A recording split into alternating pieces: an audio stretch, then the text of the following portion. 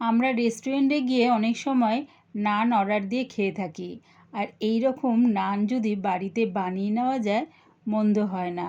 তাই আজকে তোমাদের সাথে শেয়ার করলাম প্রিয়া ইপসা কিচেনের থেকে একটা নানের রেসিপি, গার্লিক বাটার নান। রেসিপিটা ভালো লাগলে প্লিজ আমার চ্যানেলটিকে লাইক করে দিও। তবে দেখে নাও আমি এটা কেমনভাবে তৈরি করি। গার্লিক বাটার নান করার জন্যে আমি এখানে ময়দা নিয়ে নিয়েছি এই বাটির 3 বাটি, মানে এখানে 500 গ্রামের মতন ময়দা আছে। এবারে এর মধ্যে দিয়ে দিলাম 3 চামচের মতন গুঁড়ো চিনি। চিনিটাকে শুকনো অবস্থায় মিক্সির জারের মধ্যে গুঁড়িয়ে দিয়ে দিলাম 3 চামচের মতন। দিলাম স্বাদ অনুযায়ী হাফ চামচ নুন, আর দিচ্ছি 3 চামচ গুঁড়ো দুধ। দিলাম 1 চামচ ইস্ট, আর দিলাম 3 চামচ রিফাইন তেল। প্রথমে সব কিছু শুকনো অবস্থায় ময়দার সাথে মাখিয়ে নেব। তাহলে কি হবে, গুঁড়ো দুধ, চিনি, ইস্ট সব কিছু ময়দার সাথে খুব সুন্দরভাবে মাখানো হয়ে যাবে। এবারে আমি জল দিয়ে মাখিয়ে নেব, তবে জলটা কিন্তু হাতে সইতে পারবে এরকম একটু উষ্ণ গরম জল দিয়ে মাখতে হবে। দেখো জলটা দিয়ে আমি ময়দাটাকে মেখে নিচ্ছি। একেবারে অনেকটা দিয়ে দিও না, অল্প অল্প জল দিয়ে ময়দাটাকে মেখে নেব। রোজকার যে পরোটা বা লুচি করে থাকি আমরা, সেই রকম মাখলে চলবে না, একটু নরম করে মাখতে হবে। দেখো নান করার জন্যে ঠিক এরকম নরম করে আমি ময়দাটা মেখে নিলাম। এবারে 1 চামচ রিফাইন তেল ওপর দিয়ে একটু ময়দার গায়ে বুলিয়ে নিয়ে চাপা দিয়ে এটা 1 ঘন্টার জন্য রেস্টে রেখে দেব।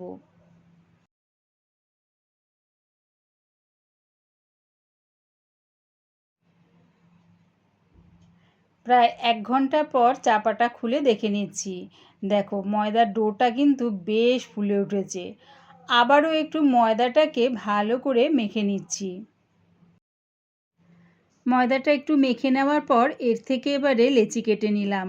আমার এখানে প্রায় 8খানা মতন লেচি হয়েছে। রোজকার যে পরোটা খাই আমরা তার থেকে কিন্তু একটু বড় লেচি কেটে নিয়েছি। লেচিগুলো কাটার পর সেটাকেও চাপা দিয়ে রাখতে হবে। একটা করে লেচি নেবে আর চাপা দিয়ে রাখবে। এবারে আমি চাকির মধ্যে অল্প একটু ময়দা ছড়িয়ে নিলাম। তারপরে নানটা আমি একটু ওভাল শেপে বেলে নেব। তোমরা চাইলে গোল করেও বেলতে পারো, যার যেরকম ইচ্ছা সে সেরমভাবে বেলে নিতে পারো।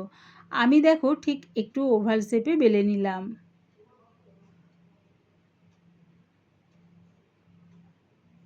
বেলে নেওয়ার পর ওপরে দিয়ে দিলাম একটু ধনেপাতা কুচি আর একটু রসুন কুচি। আবারও এটা একটু বেলে নিচ্ছি। তাহলে কি হবে, ধনেপাতা আর রসুন কুচিটা খুব সুন্দরভাবে ময়দার মধ্যে বসে যাবে। দেখো ঠিক এরম করে একটু বেলে নিলাম।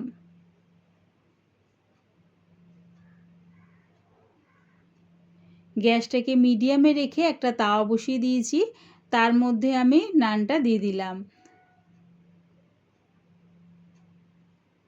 এক দিকটা হয়ে গেলে আরেক দিকটা হওয়ার জন্যে উল্টে দিলাম। যখন দেখবে দুদিকটা খুব সুন্দরভাবে সেঁকা হয়ে গেছে, তারপরে যে দিকটা আমি রসুন আর ধনেপাতা দিয়েছি সেই দিকটাতে আমি বাটার লাগিয়ে দিচ্ছি। বেশ ভালো মতন করে চারিদিকটা বাটার লাগিয়ে দিলাম।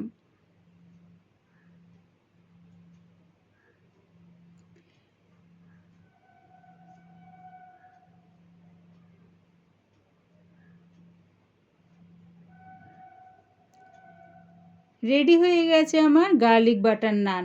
এবার এটা নামিয়ে নিলাম। ওই একই রকমভাবে চাকির মধ্যে একটু ময়দা ছড়িয়ে নিয়ে তারপরে একটা ময়দার ডো নিয়ে নানটাকে আমি ওভাল শেপে বেলে নিলাম।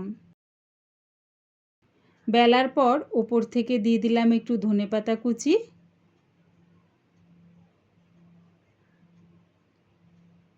আর দিলাম রসুন কুচি।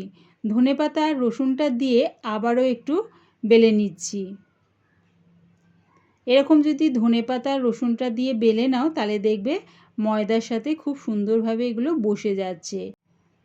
নানটা তাওয়ার মধ্যে দিয়ে এক দিকটা সেঁকা হয়ে গেলে আরেক দিকটা সেঁকার জন্য উল্টিয়ে দিলাম।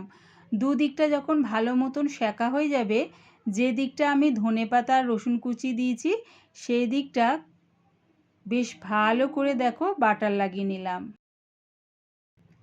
রেডি হয়ে গেছে আমার গার্লিক বাটার নান। এই রকমভাবেই আমি সবগুলো বানিয়ে নেব।